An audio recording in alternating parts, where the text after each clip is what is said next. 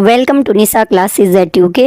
आज हम बहुत दिनों बाद मिल रहे हैं और नहीं मिलने का कारण शायद मैं आपको एक वीडियो में बता चुकी हूं जो मैंने पॉलिटेक्निक लेक्चरर के लिए बनवाई थी। ठीक है, क्योंकि मेरा भी पॉलिटेक्निक लेक्चरर का एग्ज़ाम था। अभी रिसेंट मेरा लेक्चरर का एग्ज़ाम भी था जो 27 अप्रैल को होने वाला था। तो दोनों एग्ज़ाम क्या है फ़िलहाल पोस्टपोन हो गए हैं। शायद आपको सभी को ये जानकारी मिल गई होगी। ठीक है, अब हमारा नेक्स्ट जो एग्ज़ाम आता है वो आता है हमारा अगर आप यूके पीएससी की बात करें तो हमारा जो बड़ा एग्ज़ाम आ रहा है वो आ रहा है हमारा लोअर पीसीएस का। ठीक है, तो लोअर पीसीएस के एग्ज़ाम में भी सिलेबस आप इतने महीने से लेक्चर की तैयारी कर रहे हैं। कुछ मैंने आपको करवाई भी थी क्लासेस, आपने देखा होगा। मैंने आपको उसमें टीचिंग एप्टीट्यूड करवाया था, मैंने आपको उसमें जीएस भी स्टार्ट करवाया था, हिस्ट्री में आपको 2 बार करवा चुकी, ज्योग्राफी भी मैं आपको अक्टूबर नवंबर में करवा चुकी थी। फिर हमने बीच में कुछ और एग्ज़ाम आए, फिर कुछ बीच में और चीज़ें हुई, तो चीज़ें हमने कुछ डीएलएड के एग्ज़ाम, एसआई के एग्ज़ाम के अकॉर्डिंग क्लासेस करवाई थी। ठीक है, अभी क्या चल रहा था, ये पॉलिटेक्निक लेक्चरर और ये लेक्चरर की तैयारी चल रही थी। बीच में कुछ रीज़न थे जिस वजह से क्लास नहीं आई। ठीक, अब क्लियर हो चुके हैं सारे मैटर। ना लेक्चरर का एग्ज़ाम है फ़िलहाल और नहीं आपका ये पॉलिटेक्निक लेक्चरर का है। तो एग्ज़ाम हमारा है अब 17 अप्रैल, सॉरी ये आपका लोअर पीसीएस का जो है आपका 11 मई का। ठीक है, अब फिर इसकी तो पोस्टपोन होने की संभावना बहुत कम है क्योंकि इसमें जो था वो सिलेबस भी नया सिलेबस मेंशन हो चुका है। बहुत कम संभावना है कि ये एग्ज़ाम भी पोस्टपोन हो, लेकिन अपनी तैयारी हम रखेंगे क्योंकि फॉर्म भरा है तो एग्ज़ाम होगा ही। ठीक है, तो जीएस की तैयारी तो आपकी चल ही रही होगी, आप लेक्चरर के लिए भी कर रहे होंगे। और मैं आपको बता दूं कि यहाँ पर अगर आप लेक्चरर की प्रिपरेशन कर रहे थे तो थोड़ा सा क्या है कि यहाँ पर जो है आपके जीएस के क्वेश्चंस की संख्या बढ़ जाती है। बाकी तो कोई दिक्कत नहीं है, बस आपका जीएस का जो पार्ट है वो 100 मार्क्स का यहाँ पे हो जाता है और 50 मार्क्स का आपका रीजनिंग हो जाता है। शायद सभी को उसको जानकारी होगी कि यहाँ पे क्या आना है, 100 मार्क्स का आपका जीएस आएगा और यहाँ पे आपका 50 मार्क्स का आपका रीजनरल एप्टीट्यूड आएगा जिसमें रीजनिंग वाला पार्ट जो आपका होता है। ठीक है, तो यहाँ पे जीएस का थोड़ा वेटेज बढ़ने वाला है, यानी थोड़ा सा हम इसमें डीपली पढ़ेंगे। टीचिंग एप्टीट्यूड और हिंदी का जो पार्ट था वो यहाँ पे हम कट कर देंगे। ठीक है, बाकी उत्तराखंड आपका जीएस नहीं होगा, 50 नंबर की आपकी रीजनिंग आएगी। तो हमें यहाँ पे ध्यान क्या देना है, जो मैथ्स बैकग्राउंड के बच्चे हैं, मैंने इससे पहले लोअर पीसीएस का एग्ज़ाम 2 बार मेंस दिया है, तो मैं आपको अपने अनुभव के आधार पे बता रही हूँ कि आप थोड़ा सा अगर मैथ्स बैकग्राउंड के हैं तो आप रीजनिंग वाला पार्ट अच्छा कीजिए। आपका यहाँ से क्या हो जाते हैं, मार्क्स कवर हो जाते हैं, माइनस मार्किंग की संभावना आपकी यहाँ पे कम रहती है। अगर आप मैथ्स बैकग्राउंड नहीं है तो आप रीजनिंग के वो क्वेश्चन कीजिए जो आपने अच्छी प्रैक्टिस की है। बाकी आप क्या कीजिए, जीएस का पार्ट अच्छा कीजिए जिसमें आपका history, geography, polity, economics, current affair और उत्तराखंड आता है। ठीक है, तो आप लोग बहुत सारे एग्ज़ाम देते होंगे तो उत्तराखंड भी आपका तैयारी होगा। थोड़ा सा आप अच्छे से अगर आपने प्रिपरेशन की है तो थोड़ा सा आप करंट अफेयर पे ध्यान दीजिएगा। ठीक है, थोड़ा अपने अनुभव के आधार पे बता रही हूँ। आप इस तरह से करेंगे तो आपकी जो संभावनाएं हैं, 3 स्टेज का रिजल्ट होता है तो इसमें थोड़ा प्री में निकलने की पॉसिबिलिटीज़ ज़्यादा होती है। लगभग 15 गुना रिजल्ट इसमें प्री में निकाले जाते हैं। ठीक है, तो प्री के रिजल्ट इसमें ज़्यादा आते हैं जहाँ पे स्टेप ज़्यादा होते हैं। ठीक, तो आप किसकी अच्छी तैयारी कीजिए और कुछ तैयारी हम साथ साथ करेंगे क्योंकि मेरा भी एग्ज़ाम है। ठीक है, तो हिस्ट्री की मैं काफ़ी क्लासेस ला चुकी हूँ, तो आज मैं सोच रही हूँ ज्योग्राफी से स्टार्ट करते हैं। और मैं ज्योग्राफी के एमसीक्यूज और आपको ये टेस्ट टाइप नहीं करवाऊँगी, ज्योग्राफी का मैं आपको करवाना चाह रही हूँ कुछ फैक्ट्स या आपका फैक्चुअल क्वेश्चन, क्योंकि इन फैक्ट्स के बेस पे मैं आपको कुछ डिटेल जानकारी भी दूंगी क्योंकि हो सकता है कि लोअर पीसीएस का लेवल थोड़ा ऊपर कर दिया जाए और कुछ आपको कथन कारण वाले क्वेश्चन दे दिए जाए, है ना। और कई बार ऐसे आते हैं कि जो तथ्य वाले क्वेश्चन होते हैं, मतलब काफ़ी जो डिस्क्रिप्टिव क्वेश्चन होते हैं वो भी पूछ लिए जाएँ। ठीक है, तो उन क्वेश्चन की संभावना को देख के मैं आपको आज एक कुछ 30 क्वेश्चन का एक क्लास लेके आई हूँ। आप इन क्वेश्चन को देख सकते हैं और थोड़ा सा नए टाइप के क्वेश्चन मैंने इसमें ऐड करे क्योंकि पुराने क्वेश्चन का रिवीजन आप शायद बहुत ज़्यादा कर चुके हैं, आप लेक्चरर के लिए पढ़ रहे होंगे। ठीक है, तो आपकी बोरियत को दूर करने के लिए और थोड़ा सा नए टाइप के क्वेश्चन और थोड़ा सा एक्स्ट्रा नॉलेज मैं इसमें लेके आई हूँ। अगर आपको अच्छा लगता है तो प्लीज़ आपसे रिक्वेस्ट है कि क्लास को लाइक ज़रूर कीजिएगा। ठीक है, बातें बहुत ज़्यादा हो गई हैं और बिल्कुल भी परेशान होने की ज़रूरत नहीं है। ये चीज़ें तो एग्ज़ाम अभी देखें आप यूपी में भी देख सकते हैं, वहाँ पे आरओ का एग्ज़ाम शायद साल भर से पोस्टपोन चल रहा है। एग्ज़ाम हुआ था फिर कैंसिल हुआ, तो ये चीज़ें एग्ज़ाम में चलती रहती हैं। अगर आप अच्छे कॉम्पिटिटर हैं तो आपको थोड़ा सा ये चीज़ें फेस करने की आदत होनी चाहिए और थोड़ा सा पेशेंस रखिए और जो नेक्स्ट पेपर है उसकी अच्छी तैयारी कीजिए, ठीक है।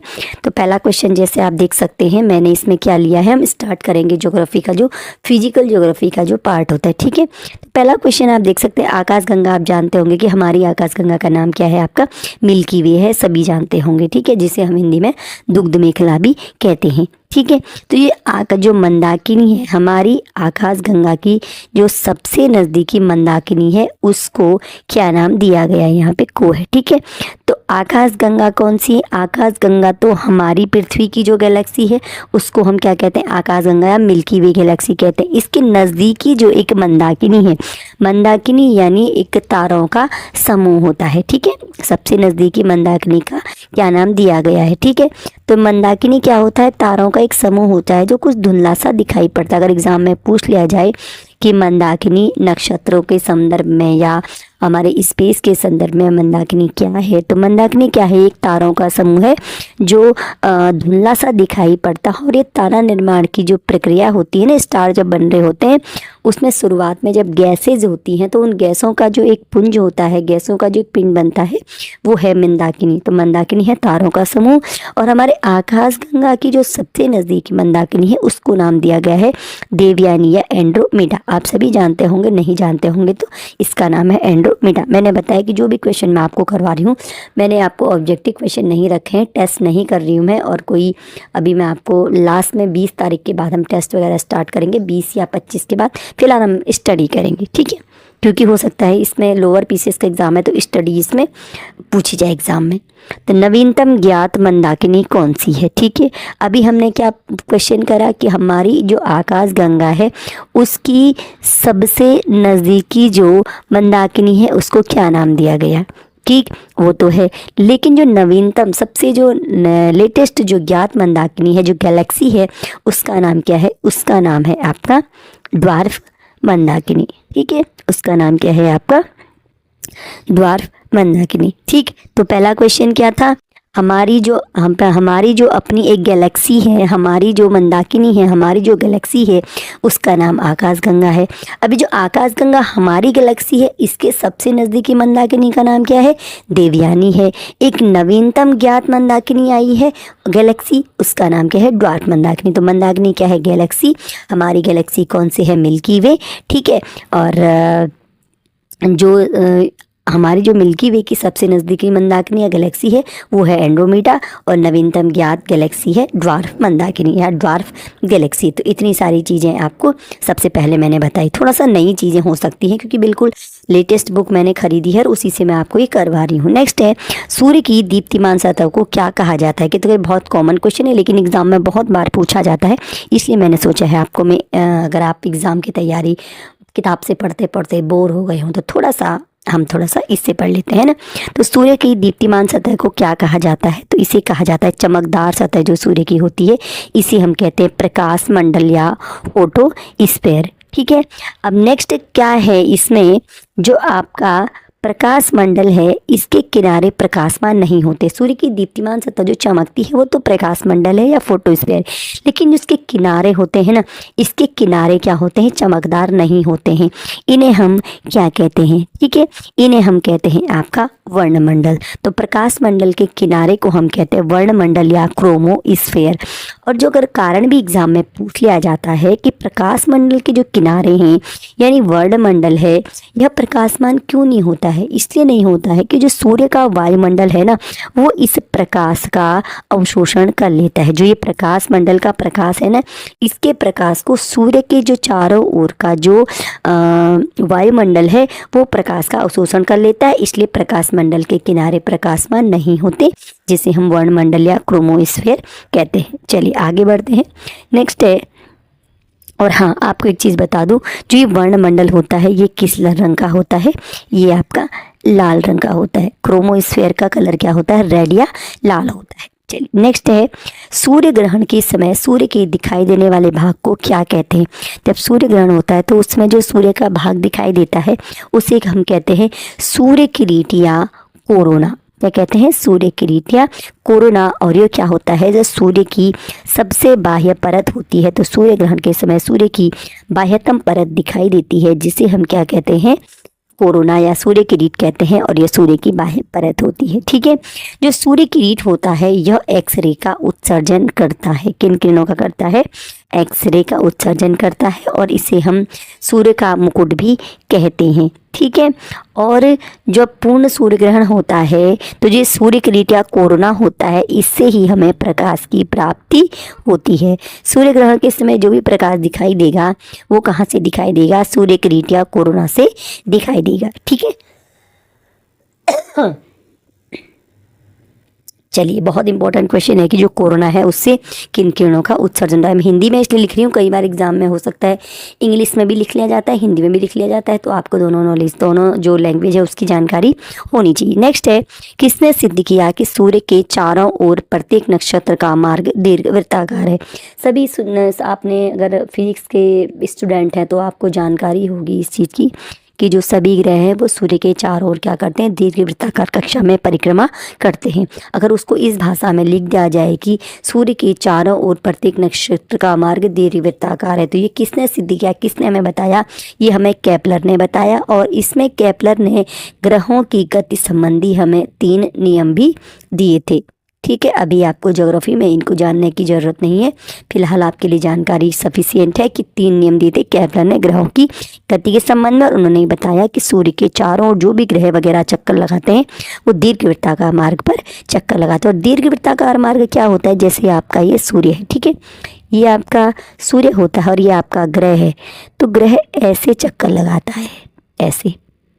ठीक है, वृत्ताकार तो इस तरह से होता है और ये दीर्घवृत्ताकार, यानी कहीं पे ये सूर्य के नज़दीक है और जब ये यहाँ पे आएगा तो सूर्य से इसकी दूरी बढ़ जाती है, तो ये होता है आपका दीर्घवृत्ताकार पथ होता है। ठीक, चलिए, सूर्य के प्रकाश को पृथ्वी तक पहुँचने में कितना समय लगता है? तो सूर्य का प्रकाश पृथ्वी तक पहुँचने में समय लगता है आपका 8 मिनट 16.6 सेकेंड। सूर्य के प्रकाश को पृथ्वी तक पहुँचने में जो समय लगता है। चलिए, अब ग्रहों पे आते हैं, पार्थिव या आंतरिक ग्रह को, ये सबको पता है 8 ग्रह होते हैं, बुध शुक्र पृथ्वी मंगल वगैरह वगैरह। इसमें से कुछ ग्रहों को हम पार्थिव या आंतरिक ग्रह कहते हैं, जो हैं बुध शुक्र पृथ्वी मंगल। इन्हें हम पार्थिव ग्रह कहते हैं। तो क्यों कहते हैं? क्योंकि ये होते हैं पृथ्वी के समान, पृथ्वी के समान ये ग्रह होते हैं, इसलिए इन्हें पार्थिव ग्रह कहा जाता है। ठीक है, और ये सूर्य व क्षुद्र ग्रहों की जो पट्टी होती है उसके बीच में होते हैं, इसलिए इन्हें आंतरिक ग्रह भी कहते हैं। ये सूर्य के बहुत निकट होते हैं और सबसे इम्पोर्टेंट बात ये है कि ये सभी ग्रह जो हैं वो चट्टानों के बने हुए हैं। ठीक है, तो आंतरिक ग्रह जो पार्थिव ग्रह हैं ये क्या है? चट्टानों के बने हुए होते हैं, ये सूर्य के निकट होते हैं, और सूर्य और क्षुद्र ग्रह के बीच में ये होते हैं आपके पार्थिव या आंतरिक ग्रह। तो पार्थिव ग्रह क्यों कहते हैं? पृथ्वी के समान होते। चलिए, अब है बृहस्पति या बाह्य ग्रह। जो बृहस्पति या बाह्य ग्रह होते हैं वो हैं बृहस्पति, शनि, अरुण और वरुण। ये सूर्य से दूर होते हैं, बहुत बड़े आकार के होते हैं, और क्योंकि हमने अभी पढ़ा कि जो हमारे पार्थिव ग्रह ये चट्टानों के बने हैं, तो जो बृहस्पति या बाह्य ग्रह क्या हैं? ये गैस और तरल पदार्थों से बने हैं। किससे बने हैं? गैस एवं तरल पदार्थों से बने हुए हैं हमारे बाह्य ग्रह। 4 हमारे आंतरिक हैं, 4 बाह्य ग्रह हैं। चलिए, अब एग्जाम में जो क्वेश्चन बहुत बार रिपीट होता है और संभावना भी बनती है बहुत ज़्यादा पूछे जाने की, एक बेसिक क्वेश्चन के तौर पे, कि जो आकार के अनुसार ग्रहों का क्रम है वो हो कैसा है। अब यहाँ पर हम घटते क्रम में देखेंगे, तो अगर हम यहाँ इधर से इधर को जाते हैं तो ये घटते क्रम में आएंगे, और अगर हम इधर से इधर को जाएंगे तो ये बढ़ते क्रम में आएंगे। आप एक क्रम याद कर लीजिएगा, थोड़ा सा सेंस लगा के आप उल्टा वाला क्रम भी इसका याद कर लेंगे। तो सबसे पहले हम देखते हैं घटते क्रम में। घटते क्रम में जो ग्रहों का आकार है वो कैसा है? सबसे बड़ा ग्रह है इस प्रकार बृहस्पति, और सबसे छोटा ग्रह आपका बुध है। तो बृहस्पति, शनि, अरुण, वरुण। बृहस्पति, शनि, अरुण, वरुण जो हमारे बाह्य ग्रह थे, इसी क्रम में चलेंगे। बृहस्पति, शनि, अरुण, वरुण और उसके बाद पृथ्वी, शुक्र, मंगल, बुध।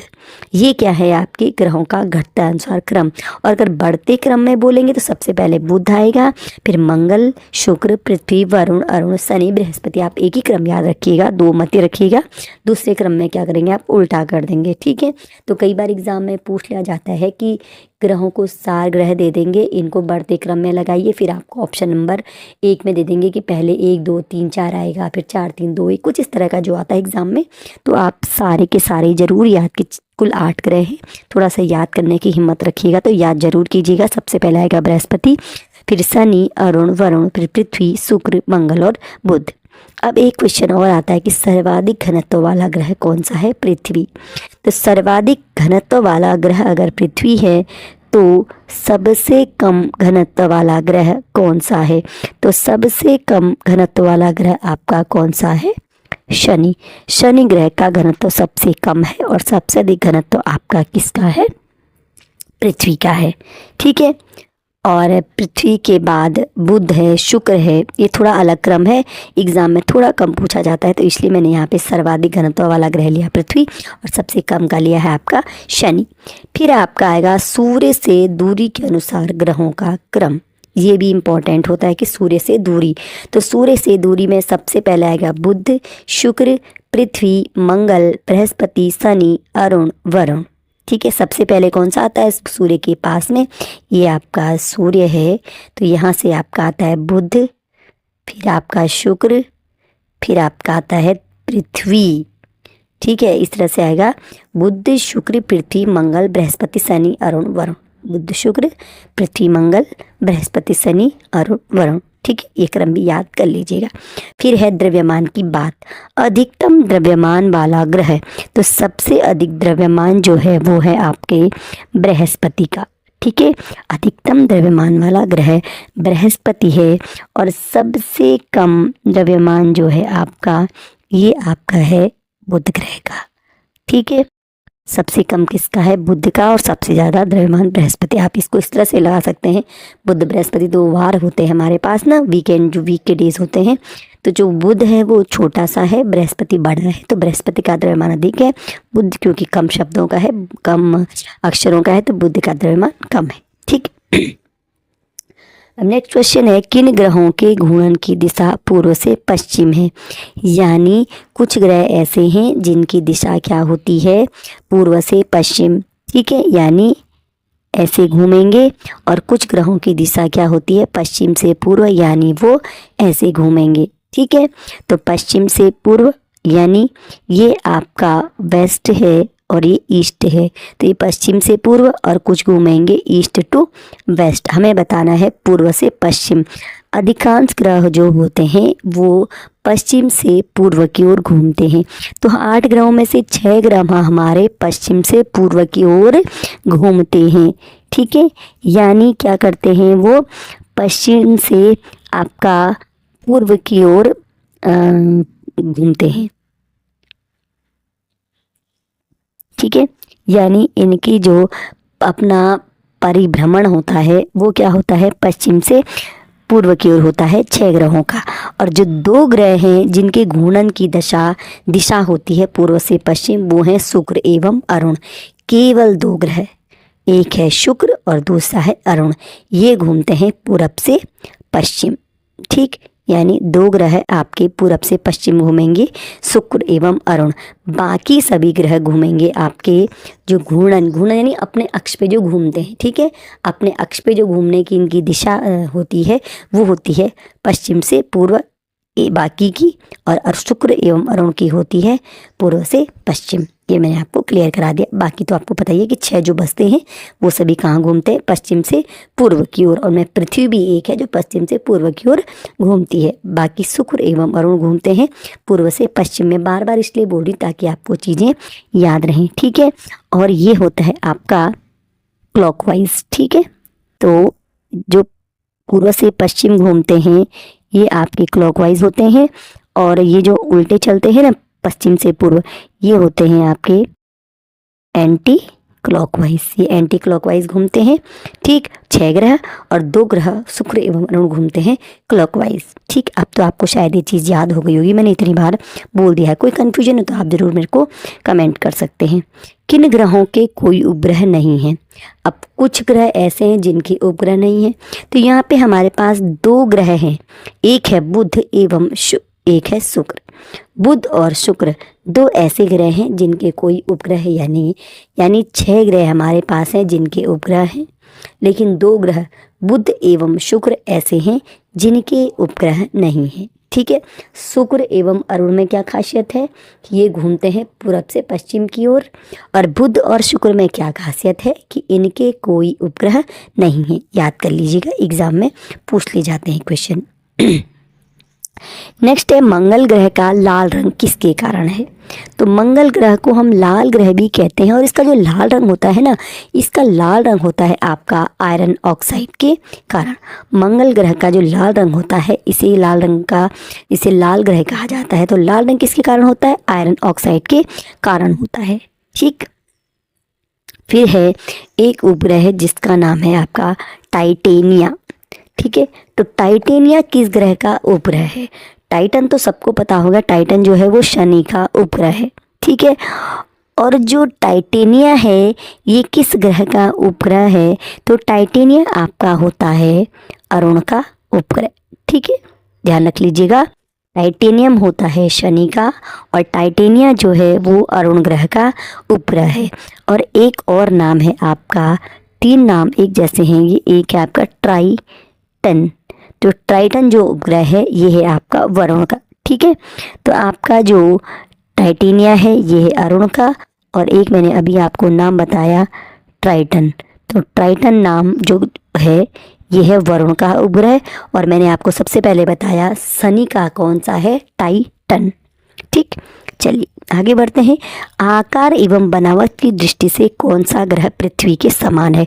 तो शुक्र ग्रह पृथ्वी के समान है आकार एवं बनावट की दृष्टि से। ठीक है, आकार एवं बनावट की दृष्टि से जो पृथ्वी के समान ग्रह है वो है शुक्र, और इसलिए इसे क्या कहा जाता है? पृथ्वी की बहन, या इसे पृथ्वी का भगिनी ग्रह भी कहा जाता है। पृथ्वी की बहन या पृथ्वी का भगिनी ग्रह कौन होगा? शुक्र।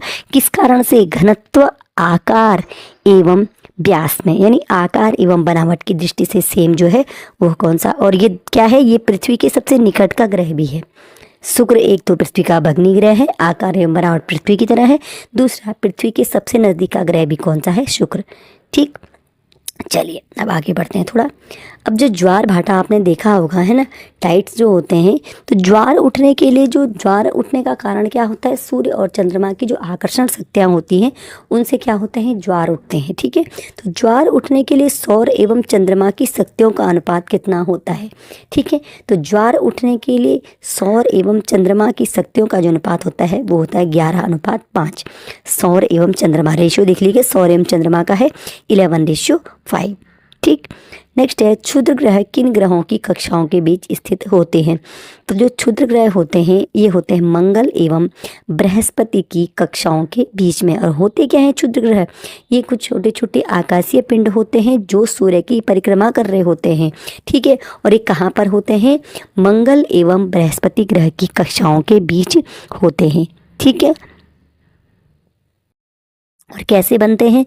ग्रहों का जब विस्फोट होता है उनसे जो टुकड़े टूटते हैं उनसे क्षुद्र ग्रह का निर्माण होता है, बाकी ये कुछ नहीं होते हैं।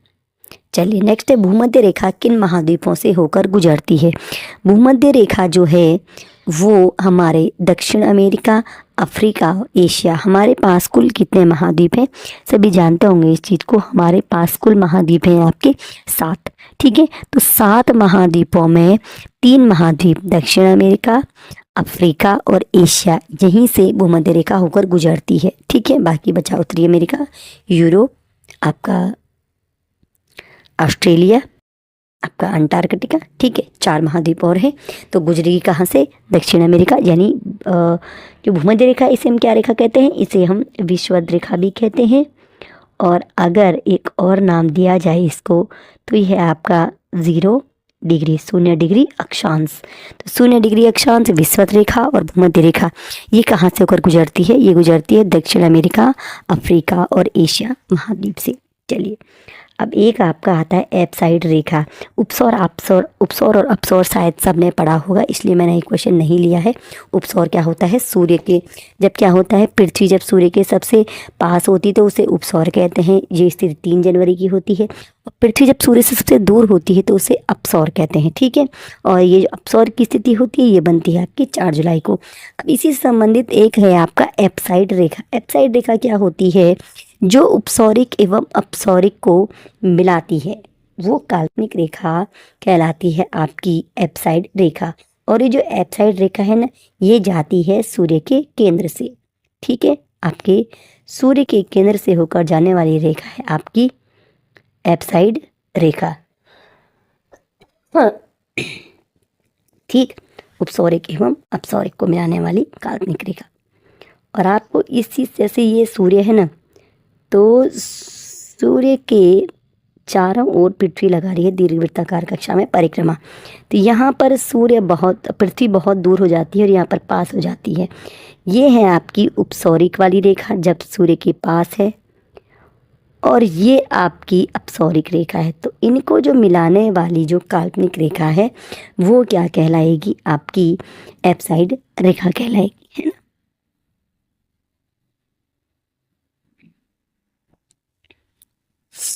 चलिए, और ये कहाँ से होकर जाती है? सूर्य के केंद्र से गुजरती है। नेक्स्ट है, 2 देशांतरों के बीच अधिकतम दूरी कितनी होती है? 2 देशांतरों के बीच जो दूरी है वो क्या होती है? ध्रुवों से विषुवत रेखा की ओर जाने पर बढ़ती जाती है। और अधिकतम दूरी होती है वहाँ पे जो होती है वो होती है 111.32 किलोमीटर, ठीक है। और ये कहाँ पे होती है इनकी अधिकतम दूरी? विषुवत रेखा पर, ठीक है। तो 2 देशांतरों के बीच जो अधिकतम दूरी होती है विषुवत रेखा पर कितनी होती है? 111.32 किलोमीटर। और जो अक्षांशों के बीच की दूरी होती है वो सदैव लगभग समान होती है, वो होती है आपकी 111 किलोमीटर। तो जो देशांतरों के बीच की दूरी है वो ध्रुवों से विषुवत रेखा की ओर जाने पर बढ़ती है, लेकिन अक्षांशों के बीच की दूरी समान रहती है। चलिए नेक्स्ट है, 1 डिग्री देशांतर की दूरी तय करने में पृथ्वी को कितना समय लगता है? तो ये आंसर आता है आपका 4 मिनट। 1 डिग्री देशांतर की दूरी तय करने पर पृथ्वी को कितना समय लगता है? तो 4 मिनट, ठीक। चलिए, शून्य अक्ष अक्षांश एवं शून्य अक्ष देशांतर कहाँ पर काटते हैं? तो ये काटते हैं आपके अटलांटिक महासागर में, ठीक है। ये आपका ग्लोब होता है, ठीक। और ये आपका 0 डिग्री अक्षांश होता है, ये आपका 0 डिग्री देशांतर होता है। और ये दोनों काटते हैं आपके कहाँ पर? अटलांटिक महासागर में काटते हैं। चलिए नेक्स्ट है, ग्रीष्म अयनांत की स्थिति को कहते हैं? एक ग्रीष्म अयनांत को एक और नाम देते हैं जिसे हम कहते हैं कर्क संक्रांति।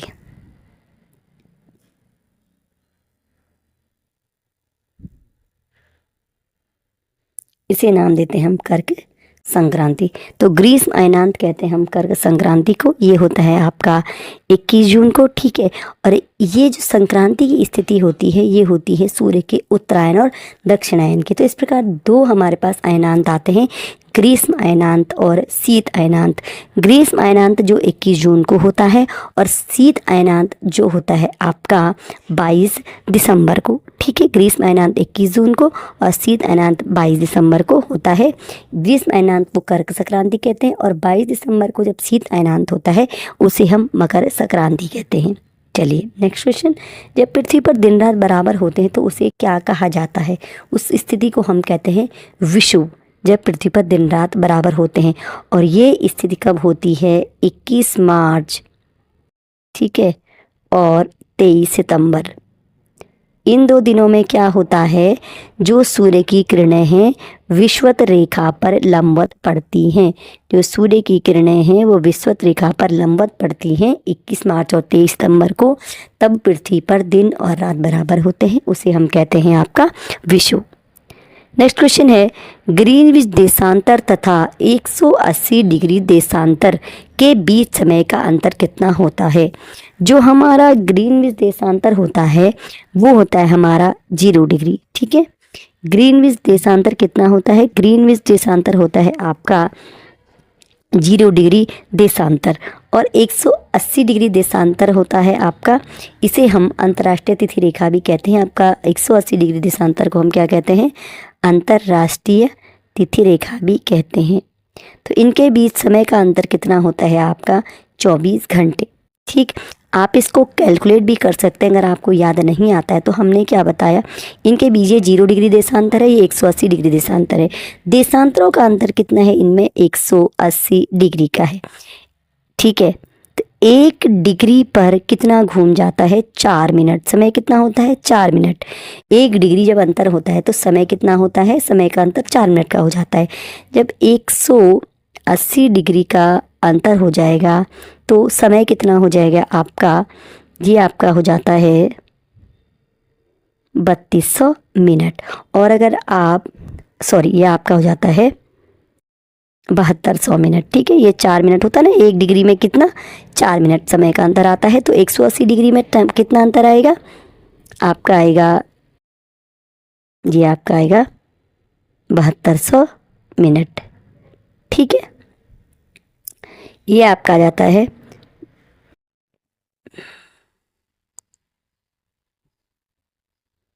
1 डिग्री में अंतर आता है 4 मिनट का समय का। तो भाई 180 डिग्री में कितना मिनट आएगा? 180 डिग्री में जो आएगा आपका 720 मिनट का अंतर आएगा। और 720 मिनट को अगर हम घंटे बनाएं तो ये 60 से डिवाइड करने पे आएगा आपका